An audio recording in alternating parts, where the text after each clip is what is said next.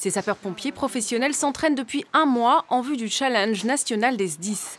Une première pour ces 6 formateurs venus des 4 coins de la Manche, spécialistes du secours routier.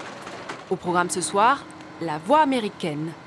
L'objectif, c'est d'ouvrir les 2 portes en même temps.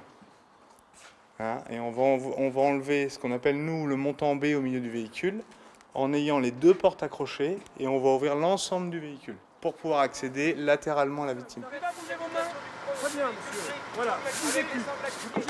Désincarcérer un individu prisonnier de son véhicule après un grave accident de la route, un exercice qu'il maîtrise. Mais face à 15 autres équipes de sapeurs-pompiers venus de toute la France, ils seront évalués selon des critères de sécurité, de technicité et de rapidité.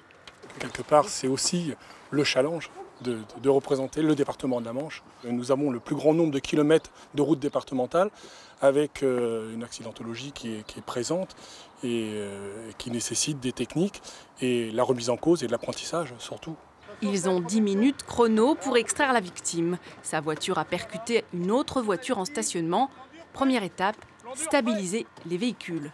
Sachant que là, à peu près, il nous reste un peu plus de 6 minutes pour sortir la victime dans de bonnes conditions. Une inconnue, le matériel dont ils disposeront le jour J. Film adhésif pour éviter les bris de glace, dangereux pour eux comme pour la victime.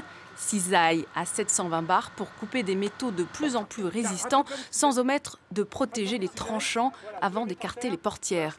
Tous les véhicules, les marques, ils font tout pour qu'il y ait un habitacle et qu'il y ait une survie.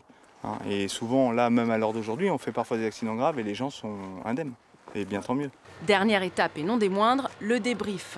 Pour le capitaine, l'objectif, faire toujours mieux et gagner 2 précieuses minutes pour avoir des chances de remporter le challenge national des SDIS le 18 mai prochain.